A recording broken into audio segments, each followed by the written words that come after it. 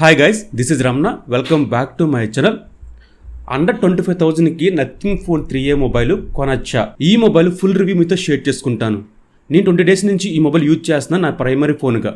దీంట్లో ప్రోస్ ఏంటి, కాన్స్ ఏంటి, ఈ మొబైల్ ఎవరు కొనాలి, ఎవరు కొనకూడదు, దాని గురించి క్లారిటీగా మీతో మాట్లాడతాను.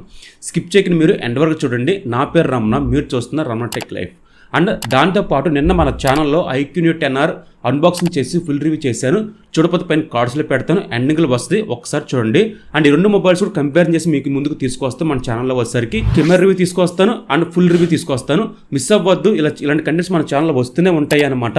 మీరు చేయాల్సింది ఏమీ లేదు, జస్ట్ సబ్స్క్రైబ్ చేసి పక్కన బెల్ ఐకాన్ క్లిక్ చేసి నన్ను సపోర్ట్ చేస్తే ఇలాంటి కంటెంట్స్ మన ఛానల్లో వస్తూనే ఉంటాయి. ఇప్పుడు టాపిక్లోకి వెళ్ళిపోదాం. టాపిక్లకు వస్తే ఫస్ట్ ప్రోస్ గురించి, కాన్స్ గురించి మాట్లాడితే ఫస్ట్ ప్రోస్ గురించి మాట్లాడదాం. అంటే ఈ మొబైల్ నాకు నచ్చిన గురించి మాట్లాడితే ఫస్ట్ నాకు నచ్చింది కెమెరా క్వాలిటీ. దీంట్లో మనకి బ్యాక్స్ 3 కెమెరాలు ఉన్నాయి. 50 MP main camera, 50 MP 2x optical Zoom చేయొచ్చు, 8 MP ultra wide angle, selfie 32 MP. Camera quality గురించి మాట్లాడితే డీటెయిల్స్ మాత్రం బాగా క్యాప్చర్ చేస్తుంది. స్కిన్ టోన్ కానీ, డీటెయిల్స్ కానీ, బ్యాక్గ్రౌండ్ డెప్త్ క్వాలిటీ కానీ అన్ని పర్ఫెక్ట్గా సెట్ అయినాయి ఈ మొబైల్ వచ్చేసరికి. నిన్న రీసెంట్గా నాకు ఒక అప్డేట్ వచ్చింది. మొబైల్ కొన్నప్పుడు ఒక అప్డేట్ వచ్చింది అండ్ నిన్న కూడా ఒక అప్డేట్ వచ్చింది. కెమెరాస్ అయితే మాత్రం బాగా ఇంప్రూవ్ చేశారు ఇందులో వచ్చేసరికి. అండ్ నైట్ పూట కానీ, డే లైట్ కానీ అన్నీ బాగున్నాయి అనమాట. ఇమేజ్ క్వాలిటీ కానీ, వీడియో క్వాలిటీ కానీ. ఒక వీడియో క్వాలిటీ గురించి మాట్లాడితే బ్యాక్ సైడ్ మనకి 4K 30 frames మాత్రమే రికార్డ్ చేయొచ్చు. ఎలక్ట్రానిక్ ఇమేజ్ టేబుల్ ఉందని చెప్పి అంటున్నారు కానీ నాకు అంత అనిపించలేదు. బట్ కొంచెం ఇంప్రూవ్ చేస్తుంటే కనుక చాలా బాగున్నాను. ఇంకా సెల్ఫీ 32 MP ఫుల్ HD ప్లస్లో 30 frames 60 frames మాత్రమే రికార్డ్ చేయాలి, నో 4K. వీడియో క్వాలిటీ అయితే మాత్రం చాలా బాగుంది. బట్ కొంచెం ఎలక్ట్రానిక్ ఇమేజ్ టేబుల్ ఇచ్చుంటే కనుక ఎక్సలెంట్గా ఉన్ను. అండ్ ఇంకా కెమెరా గురించి ఇంకా డీటెయిల్స్ కావాలనుకుంటే కనుక మన ఛానల్లో ఉంది, ఒకసారి చూడండి. కెమెరాస్ మాత్రం బాగా ఇంప్రూవ్మెంట్ చేశారు, చాలా బాగుంది కెమెరా క్వాలిటీ వచ్చేసరికి. ఇంకా నెక్స్ట్ మాట్లాడితే దీంట్లో ప్రాసెస్ గురించి మాట్లాడాలి. ప్రాసెసర్ మాత్రం బాగానే సపోర్ట్ చేస్తుంది, అన్ని యాప్స్కి అన్ని గేమ్స్కి బాగానే హ్యాండిల్ చేస్తుంది. నాకు ఎక్కడ టెంపరేచర్ హై లెవెల్లో కానీ ఏమీ రాలేదు, కంట్రోల్లో పెట్టుకుంటుంది టెంపరేచర్ వచ్చేసరికి. నిన్న రీసెంట్గా ఆడాను నేను IQ9 వచ్చేసరికి కొంచెం టెంపరేచర్ ఇంక్రీజ్ అయిందనమాట. దీంతో పోల్చుకుంటే కనుక ఇది మాత్రం కొంచెం టెంపరేచర్ కంట్రోల్లోనే ఉంది, ఎక్కడ హీటింగ్ అంటూ ఏమీ రాలేదు, బాగానే ఉంది గేమ్స్ ఆడుతున్నప్పుడు మనకి. అండ్ దీని ప్రాసెస్ గురించి మాట్లాడితే ఇది మనకి స్నాప్డ్రాగన్ 7 Gen 3 ప్రాసెస్తో వస్తుంది. 8GB 100GB storage, 8GB 250GB ఇంటర్నల్తో వస్తుంది. నా వేరియంట్ వచ్చేసరికి 8GB 250GB ఇంటర్నల్తో వస్తుంది. ప్రాసెసర్ అయితే మాత్రం ర్యామ్ కానీ స్టోరేజ్ కానీ బాగానే ఉంది, అన్ని యాప్స్ మెమరీలో ఉంచుకుంటుంది అనమాట, నో ప్రాబ్లం. గేమ్స్ అయితే మాత్రం బాగానే హ్యాండిల్ చేయగలదు. మీరు ఓవర్ గేమ్స్ ఆడతాను అనుకుంటే మాత్రం ఈ మొబైల్ సపోర్ట్ చేయదు. కానీ ఒక డే 2 చేస్తాను గేమ్స్, లిటిల్ బిట్ గేమ్స్ ఆడతాను, PUBG గేమ్ ఒక 1 hour 2 hours ఆడినా సరే కంట్రోల్ చేయగలదు. కానీ అంతమించి ఎక్కువ ఆడితే మాత్రం ఖచ్చితంగా ల్యాగ్స్, ఫ్రేమ్ డ్రాప్స్ ఉంటాయి ఇందులో వచ్చేసరికి. ప్రాసెసర్ మాత్రం బాగానే హ్యాండిల్ చేసింది. ఈ సాఫ్ట్వేర్ ఆపడమే చాలా బాగుంది అబ్బా ఇందులో వచ్చేసరికి. దానివల్ల ఈ ప్రాసెసర్ సర్వే అవుతుంది. అండ్ ఇది మనకు రావడమే Android 15తో వస్తుంది, 3+6 అప్డేట్స్తో వస్తుంది. అప్డేట్ విషయంలో మాత్రం ఇది మాత్రం వేరే లెవెల్లో ఉంది. ఇంకా నెక్స్ట్ మాట్లాడితే బ్యాటరీ కెపాసిటీ 5000 mAh బ్యాటరీతో వస్తుంది. నేను ఛార్జర్ గురించి మాట్లాడగానే సపోర్ట్ చేసేది మాత్రం 50 watts సపోర్ట్ చేస్తుంది. మనకి బ్యాటరీ లైఫ్ 1 day ఈజీగా వస్తుంది. నేను మార్నింగ్ 8కి 9కి ఫుల్ ఛార్జ్ పెడితే కనుక ఈవినింగ్ 8 కల్లా నాకు ఒక 20% 30%కి వస్తుంది. మీరు హెవీ గేమర్స్ ఆడతాను అనుకుంటే మాత్రం మనకి ఒక 6 hours వస్తుంది. కానీ ఒక డే 2 చేస్తాను అనుకుంటే మాత్రం ఈ మొబైల్ బాగానే సపోర్ట్ చేస్తుంది. బ్యాటరీ లైఫ్ ఈజీగా వస్తుంది. 1 day బ్యాటరీ లైఫ్ వచ్చేసరికి 1 day వరకు సర్వే అవ్వగలదు బ్యాటరీ లైఫ్ వచ్చేసరికి. డోంట్ వరీ, నెంబరింగ్ ఇస్తున్నారు. కానీ నాకు తెలిసి రీసెంట్ నేను పోకో X1 Pro వాడాను కదా, అందులో బిగ్ బ్యాటరీ ఉంది. బట్ ఇది సేమ్ ఒకలాగే వచ్చింది నాకు. 1 day వచ్చినాయి బ్యాటరీ లైఫ్ వచ్చేసరికి. అంతే, నెంబరింగ్ ఇంపార్టెంట్ కాదు, దీంట్లో ఉన్న ఆప్టిమైజ్, సాఫ్ట్వేర్ ఆప్టిమైజ్ చాలా చాలా ఇంపార్టెంట్ అనమాట. సో బ్యాటరీ లైఫ్ అయితే మాత్రం 1 day ఈజీగా వస్తుంది. క్లీన్ అండ్ డిస్ట్రిబ్యూటబుల్ మాత్రం ఈ మొబైల్ని అస్సలు మిస్ అవ్వద్దు. ఇంకా ప్లస్ పాయింట్ గురించి మాట్లాడితే ఈ బ్యాక్ సైడ్ డిజైన్ క్వాలిటీ చాలా బాగుంది. చూడగానే చాలా మంది ఇష్టపడుతున్నారు ఈ డిజైన్ క్వాలిటీ. ఆ బ్యాక్ సైడ్ రింగ్ లైట్ కానీ అండ్ ఈ ఫ్లాట్ డిస్ప్లే కానీ, ఈ ఫ్లాట్ కానీ ఇది బాగా ఉపయోగపడుతుంది అనమాట. ఇది మాత్రం ఈ మొబైల్ కొంచెం ప్లస్ పాయింట్. ఇవి ఈ మొబైల్లో నాకు నచ్చినవి గురించి మాట్లాడితే ఫస్ట్ ఆఫ్ ఆల్ మీరు 1.5K రెజల్యూషన్ డిస్ప్లే చూసిన తర్వాత ఈ డిస్ప్లే చూస్తే కనుక ఖచ్చితంగా అన్సాటిస్ఫై అవుతారు.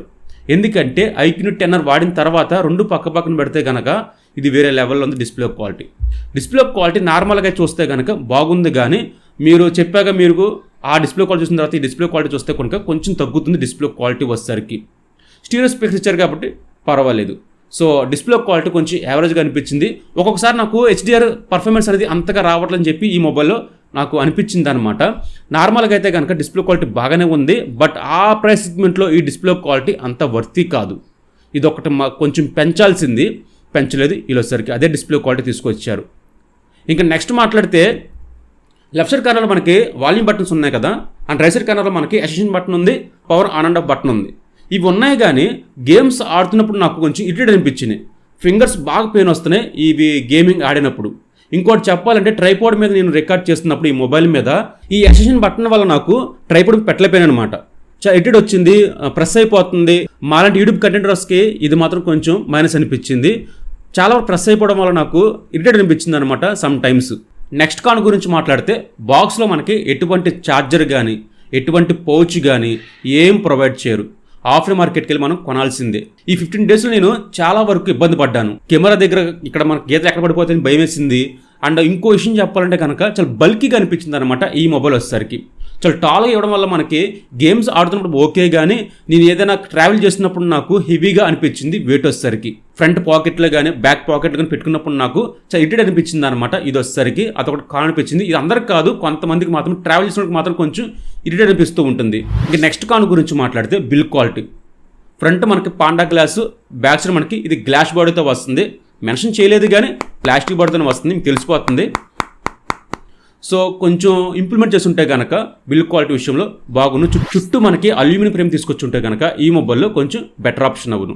బిల్డ్ క్వాలిటీ కొంచెం పెంచుంటే ఇందులో హైలైట్గా అవునమాట. నెక్స్ట్ కాన్ గురించి మాట్లాడితే సమ్ టైమ్స్ నాకు టచ్ సైన్ పనిచేయట్లేదు. కెమెరా దగ్గర కానీ ఏదైనా యాప్ ఓపెన్ చేసినప్పుడు కానీ ఏదైనా కామెంట్ చదివినప్పుడు దానికి రిప్లై ఇవ్వడం ట్రై చేసినప్పుడు నాకు టచ్ సరిగ్గా పనిచేయట్లేదు అనమాట. ఫ్యూచర్లో ఫిక్స్ చేయొచ్చు ఈ ప్రాబ్లం వచ్చేసరికి సాఫ్ట్వేర్ ద్వారా. ఇవి ఈ మొబైల్ ఉన్న ప్రోస్ కాన్స్. అండ్ ఈ మొబైల్ ఎవరు కొనాలి అనుకుంటే మాత్రం ఒక్క ముక్కలో చెప్పాలనుకుంటే మాత్రం కెమెరా గురించి, డిజైన్ క్వాలిటీ గురించి, బ్యాటరీ పండే రావాలి అనుకుంటే మాత్రం 100% తీసుకోవచ్చు. ఇంకా డిస్ప్లే క్వాలిటీ గురించి మీకు చెప్పే కదా, ఇంతకుముందు మీరు వాడిన మొబైల్ 1.5K రెజల్యూషన్ ఉంటే కనుక ఈ డిస్ప్లే చూస్తే మీరు ఖచ్చితంగా అన్సాటిస్ఫై అవుతారు. లేదు ఫస్ట్ టైం తీసుకుంటున్న మొబైల్ అనుకుంటే మాత్రం ఖచ్చితంగా సాటిస్ఫై అవుతారు. బ్లోట్వేర్ ఉండదు, క్లీన్ హ్యాండ్తో వస్తుంది. అప్డేట్స్ మీకు టైం టు టైం రావాలి అనుకుంటే మాత్రం ఈ మొబైల్ ప్లస్ పాయింట్ అవుతుంది. అన్ని డిపార్ట్మెంట్ వైజ్ అయితే కనుక టచ్ చేసుకుంటూ వెళ్ళింది ఒక్క డిస్ప్లే క్వాలిటీ విషయంలో. ఇంకా ఈ మొబైల్ ఎవరు కొనకూడదు అనుకుంటే మాత్రం, మీరు ఎక్కువ గేమ్స్ ఆడతాను అనుకుంటే మాత్రం ఈ మొబైల్ స్కిప్ చేసేయండి. ఒక 3 hours 4 hours ఆడిన తర్వాత మొబైల్లో కొంచెం ల్యాగ్స్, ఫ్రేమ్ డ్రాప్స్ కనిపిస్తూనే ఉన్నాయి. అండ్ మనకి UFS 2.0 వస్తుంది, LPDDR4X ర్యామ్తో వస్తుంది. స్టోరేజ్ కానీ ర్యామ్ కానీ కొంచెం స్లోగా ఉంటుంది ఇది వచ్చేసరికి. హార్డ్ డిస్క్ వాడే వాళ్ళకి కానీ అండ్ పెన్ డ్రైవ్ నుంచి వీటి ద్వారా షేర్ చేద్దాం అనుకున్న సార్ ఫైల్స్ చాలా స్లోగా మనకు రన్ అవుతుంది. సో గేమింగ్ ఆడే వాళ్ళకి ఈ మొబైల్ స్కిప్ చేసేయండి. మల్టీమీడియా చూస్తా అనుకున్న వాళ్ళు ఈ మొబైల్ స్కిప్ చేసేయండి, వేరే మొబైల్కి వెళ్ళిపోవచ్చు. ఇది నా ఫైనల్ రివ్యూ అనమాట. మీకు ఎలాగనిపించింది? 25,000కి ఈ మొబైల్ వర్త్ అనుకుంటే కనుక నేను కొన్ని చెప్పాను కదా, వాటి ద్వారా మీరు ఫిక్స్ అవ్వండి. మీరు ఏది ఇష్టపడతారో దాన్ని బట్టి ఫిక్స్ అయిన తర్వాత ఈ మొబైల్ కొనుక్కోవచ్చు. అండ్ ఇంక ఈ మొబైల్ నేను అమ్మేద్దాం అనుకుంటున్నాను, మీకు కావాలి అనుకుంటే ఇక్కడ మనకి ఇన్స్టాగ్రామ్ మీకు కోడ్ వస్తుంది కదా, దీన్ని స్కాన్ చేసి లేదా కింద డిస్క్రిప్షన్ ఇస్తున్నాను, అక్కడ మీరు వచ్చి కామెంట్ చేయొచ్చు. ఫర్దర్ మా ప్రొసీడ్ అయ్యి ఈ మొబైల్ మీకు అమ్మేస్తాను. ఈరోజు టాపిక్ ఇదనమాట. మీకు నచ్చింది అనుకుంటే ప్లీజ్ లైక్ చేయండి. నా పేరు రమణ, మీరు చూస్తున్నారు Ramana tech life. Bye bye, Jai Hind.